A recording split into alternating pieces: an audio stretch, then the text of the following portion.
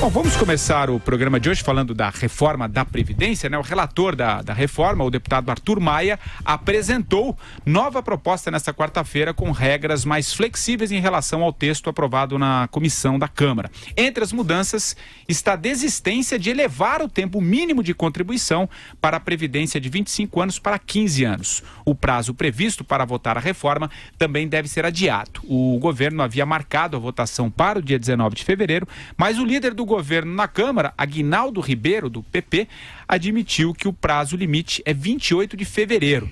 Diante da dificuldade para conseguir aí os 308 votos necessários para aprovar a proposta de emenda à Constituição, o relator admitiu que o texto pode sofrer, viu, Vera, novas mudanças se isso vier acompanhado de apoio da reforma.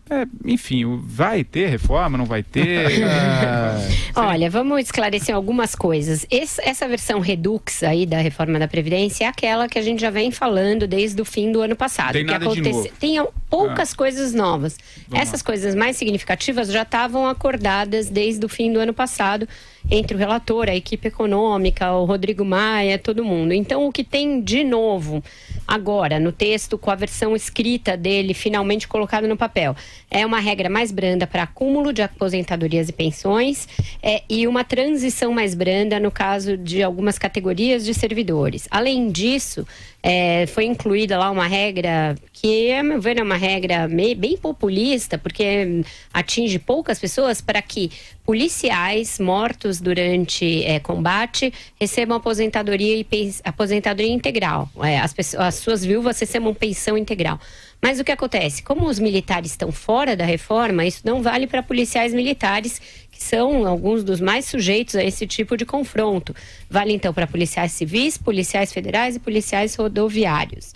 Dito isso, aí tem essa regra aí, leve 3, pague 2. Quem oferecer votos consegue tirar mais alguma fatia da reforma, Patrick.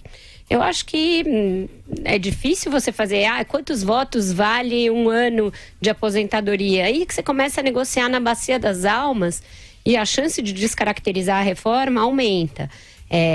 Não sei também se o governo tem condições de fazer essa conta, quantos votos entram, quantos benefícios saem. Essa versão oficializada hoje pelo Arthur Maia é aquela que reduz de 600 bilhões em 10 anos para 480 bi em 10 anos, o que se tem de ganho com a reforma. Vamos ver aí com essa negociação no balcão daqui para frente. Primeiro, se ela consegue chegar aos 308 votos. Segundo, o que ela permite de economia. O que você acha, Andreasa? O valor que a Vera falou, 480 bilhões, é pouco mais da metade do que seria levantado com a proposta original, né? Ainda assim, no cálculo do governo, e aí é um cálculo político também, né, Patrick Santos? Tem a questão financeira importante, mas também tem a ideia de que não fazer a reforma avançar agora, até o final de fevereiro, é uma derrota política para o governo. Ainda que eles falem numa nova agenda, né, que uma vez vencida a reforma, quer dizer, vencida no sentido de derrotada a reforma ou não colocada em votação, o Rodrigo Maia mesmo já apresenta uma pauta aí modernizadora e tal, de reformas possíveis sem precisar dessa maioria constitucional. Pois bem, as mudanças, essas que estão fixadas, as poucas que estão fixadas, conforme disse a Vera, elas têm um caráter corporativo muito forte, né? O que indica que setores do funcionalismo público que estão em campanha contra essa reforma há muito tempo venceram, né, no sentido de que o texto foi mitigado e que continuam vencendo mesmo que a proposta não venha a ser colocada em pauta. Tem um tom de intimidação e de imposição de um discurso do funcionalismo público, do servidor público nisso aí. E a situação do governo é muito delicada e constrangedora, não que isso seja um problema para esse governo, mas é feio você perceber as pessoas falando, os atores políticos envolvidos, falando claramente que se trouxer voto tem mudança. Tem mudança. Que isso, gente? Que é isso? Onde nós estamos?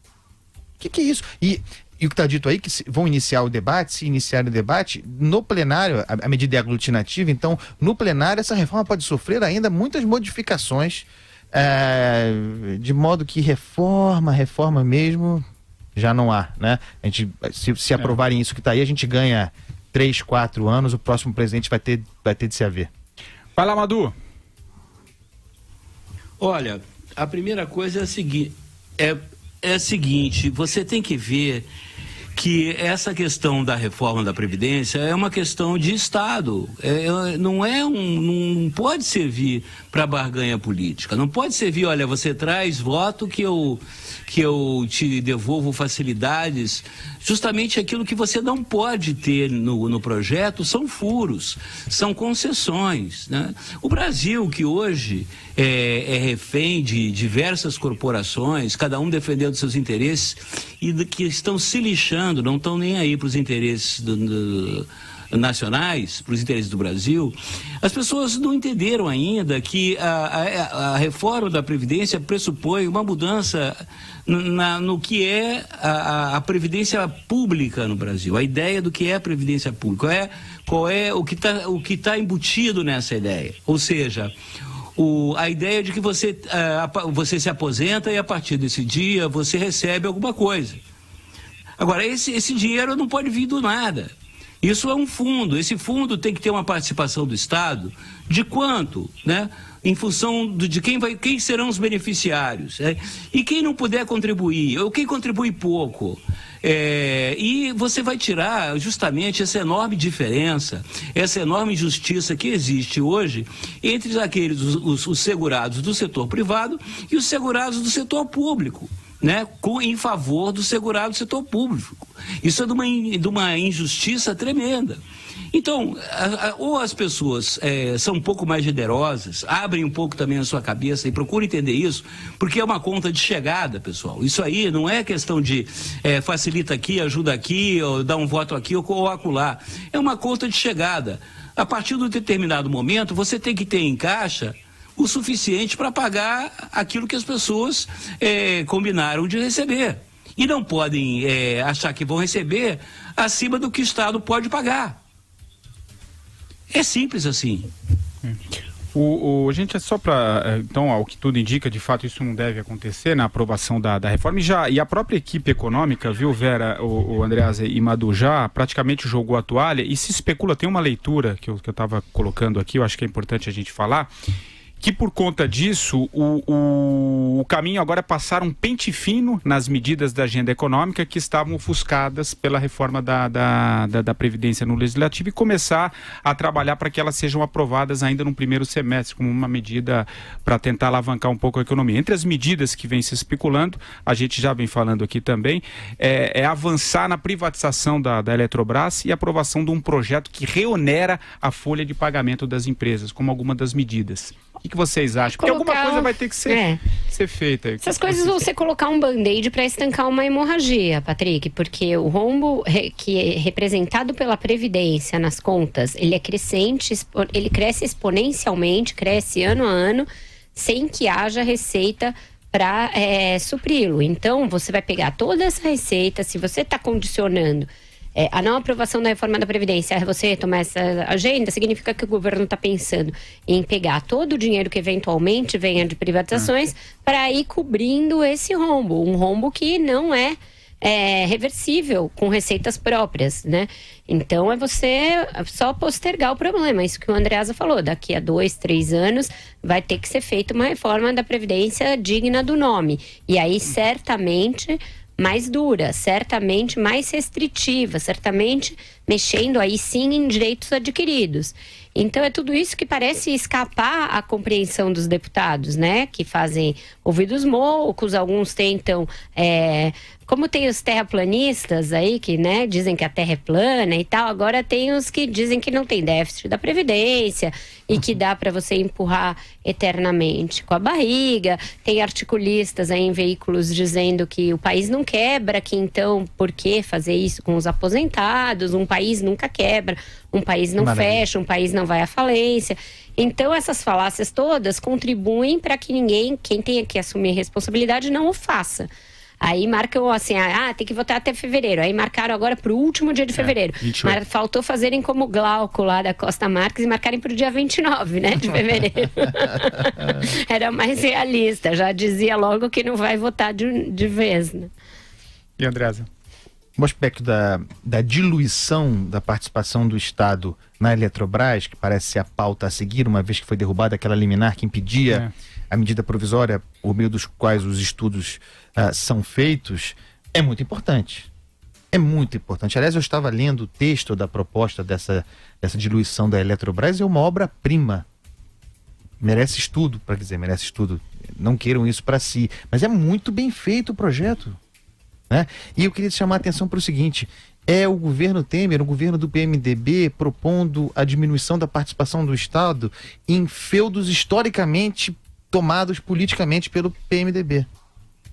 Olha que generosidade. O PMDB, em certo sentido, está abrindo mão de um dos seus quinhões republicanos. Queria fazer essa nota. A outra nota importante é a seguinte: mais uma vez o drama da ideia de reeleição. Se o governo impopular do Michel Temer, sem perspectivas eleitorais, não conseguiu emplacar essa reforma agora, quem acredita que daqui a alguns anos, no próximo governo, ela avançará? Porque é o seguinte, Patrick Santos, pessoal, um presidente da República eleito, por mais popular que ele seja, aí digamos que ele teria condições nos primeiros 6 meses de fazer avançar uma medida impopular, ele assume, não nos enganemos, ele assume com um programa voltado para a reeleição. Quer dizer, essa maldita reeleição, esse maldito legado do Fernando Henrique Cardoso, oportunista, cria as condições para que medidas impopulares, que exigem votos, que trazem desgastes políticos, sejam negligenciadas em função de uma agenda eleitoral que é permanente, graças a essa maldita reeleição. Acabar com esse troço de reeleição também. Fala, Madu. Não. Essa questão de reeleição, eu não sei, Andreas, até que ponto vai acabar ou não. Nos Estados Unidos, por exemplo, sempre deu certo. Agora, essa questão da Eletrobras, essa privatização da Eletrobras, ela se impõe. Eu ficaria realmente muito espantado de ver o PMDB abrir mão de uma das suas capitanias hereditárias, né? Eu acho que as dificuldades são muitas, né? Basta ver quem é que está por trás de Minas Energia, se não aquela figura tréfica do Edson Lobão, né? E o seu filho Lobinho, né? Que são lá caudatários, né? Que são lá servos e culpados e culpichas do outro capitão hereditário lá, que é o Zé Sarney na capitania do Maranhão. Eu acho que vamos entrar nesse assunto. Será que o Patrick vai dar algum detalhe maior, ou a gente já pode discutir, entrar de sola na questão da Eletrobras? Vocês querem falar alguma coisa sobre isso? A gente ia tratar mais assim nesse aspecto de ser um paliativo aí a não votação da Previdência, mas hoje em dia mudou um pouco de mão de feudo, né? A Eletrobras saiu das mãos desse pessoal Lobão e entrou nos neo-PMDBistas aí, que são... Se bem que ele foi pro PMDB ou pro DEM no fim, o Bezerra Coelho e seu filho? Eu não sei, mas mas eu tenho que fazer justiça aqui. DEM, eu acho. Eu tenho que fazer justiça. Eu não conheço esse pessoal, tá? Nunca vi na minha vida. Mas o ministro é bom. Fernando Coelho faz um bom trabalho. Essa proposta, Marcelo Madureira, essa proposta que está apresentada hoje de diluição, eu falei dela agora há pouco, de diluição da participação do Estado na Eletrobras, é uma concepção da equipe desse ministro e é um projeto, Madu, vale a pena você ler, você entende disso, é um projeto muito sofisticado.